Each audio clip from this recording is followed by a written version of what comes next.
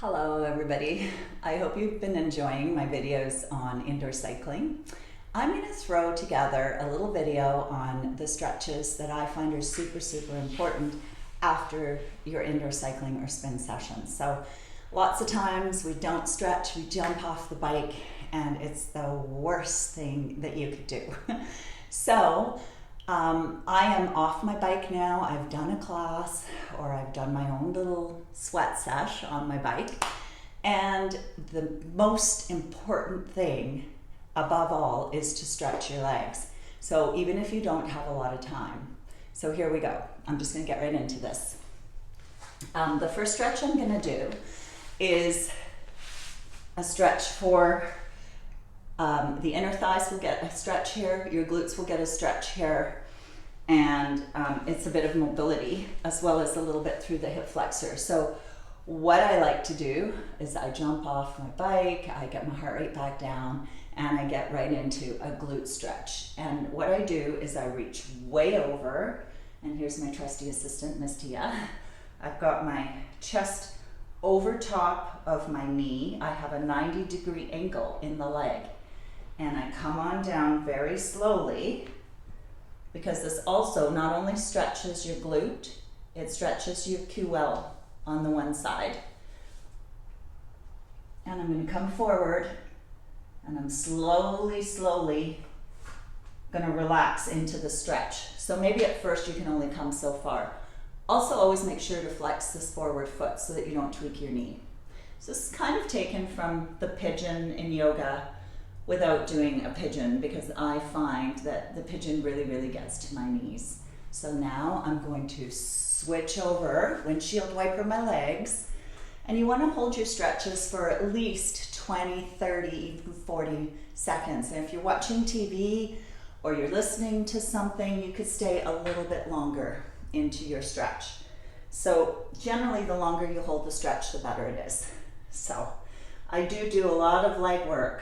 And in spin, you do a lot of leg work. And if you've got the right posture, you're going to engage those glutes big time. So this is such a nice stretch to open up the hip flexor, to compress it a little bit, but to also open your legs laterally rather than just forward. So that's why I like this one so much. So I'm just gonna hold that for a little bit. I'm not gonna hold it too long. I'm just gonna show you.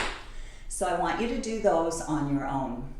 Then the next one I'm going to talk about is stretching your hamstrings. So if you don't use a roller and you don't stretch with your leg up on the surface, quite easy to do this lying down. So I lie down on my back, and I have a strap or something. You can have a strap. If you're really tight in the hamstrings and you cannot straighten your leg, then keep your leg bent and your foot on the floor. So micro bend in the knee. Do not hyperextend your knee. The only place you're going to feel that is in the back of the knee.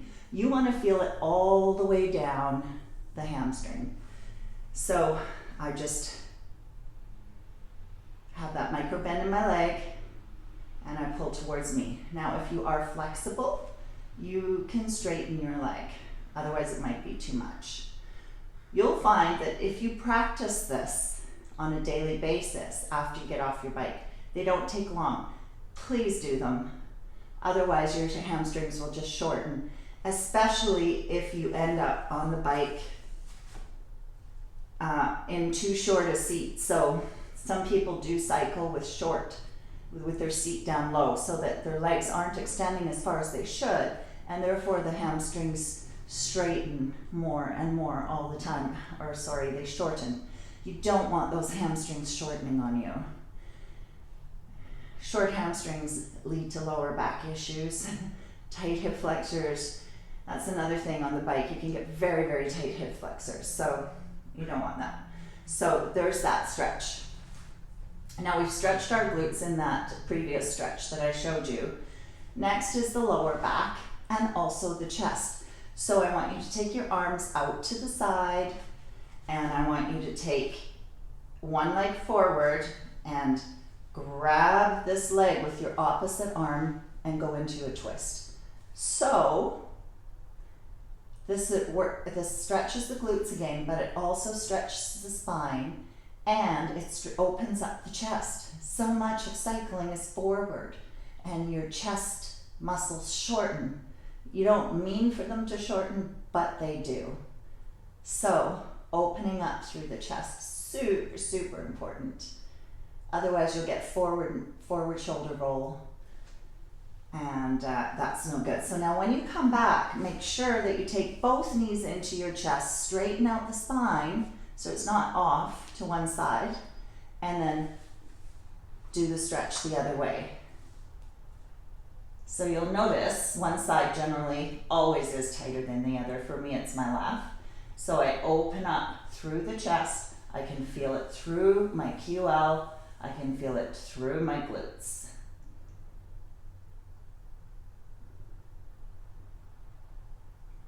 And then you're going to take it back to center. Stretching is delicious for your body. Your body just loves to stretch. And now I'm going to take you forward and we're going to get into hip flexor and calves. Also super, super important. So I will show some on the bike stretches when I do my class. So if you join me for classes, then I always include stretches before and after. So here I am in a stretch where my knee is on the ground, and you're going to go to an intensity of 4 out of 10. So please don't do this where your hip is screaming at you. Make sure that you're opening through the hip flexor and it's not hurting. So back off a little bit if you need to. Maybe you're just up here. Maybe you're not down as low as I am. And then I push into my front leg and I get another hamstring stretch. Can never stretch the hamstrings enough.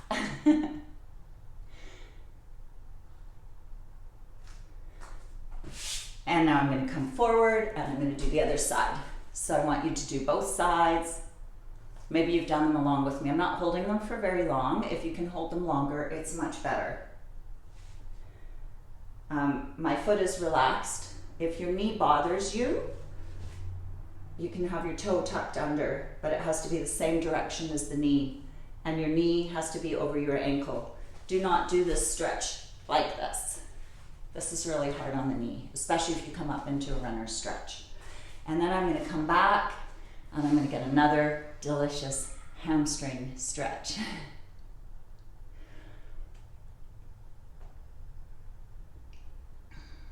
And then of course, to stretch my calves, I'm going to come into a down dog. And most people are like, oh, I just don't want to do down dogs. But honestly, doing an inversion is not a bad thing for you. As long as you don't have blood pressure issues, you're going to have your shoulders down and back. Keep them down and back, and you push into your hands, keeping those shoulders down and back. The hips come back, and you can walk your heels down and up. And this is a wonderful stretch for the calves. And your feet will love you for it as well. So take your cleats off, take your running shoes off, and perhaps try barefoot. And then one more absolutely delicious stretch is to stretch your quads. So I do an entire helix stretch here. It is the fascia, it is also the quad. So you can do your traditional quad stretch. You make sure your legs are lined up and your knee lines up with your hip. Don't have it twisted out. And then if you need to, you push into your hand. My favorite stretch, and I'm going to show you right here, is I'm going to grab my bottom foot and I'm going to lie down and I'm going to extend the top foot out, getting my hamstrings and my glutes here, and I'm going to perform as much of a twist as I can with the upper body, and I'm going to pull on that back foot with my opposite arm. And the quads are getting stretched, your hamstrings getting stretched, you're getting a full body, like a helix stretch of your fascia. Your fascia is that white stuff that kind of holds all your muscles together. You'll see it on chicken a lot if you're cooking chicken. And then you're going to release that, and I'll form it on the other side just so you see it. I'm going to grab my opposite foot. I'm going to extend, whoops, happens when you're tall. Extend that leg out. And I'm pulling on that back leg. This leg is out. And I'm getting a really nice stretch throughout my entire body. If you don't feel your quad, just pull a little harder with that opposite arm. And again, if anything hurts, don't do it. Do what you feel comfortable with. And that is my favorite stretch routine for post indoor cycling spin. And stay tuned, I'll show you the next ones on the bike after your class. Don't forget to warm up that upper body as well. Thanks for joining me. Have a fantastic day.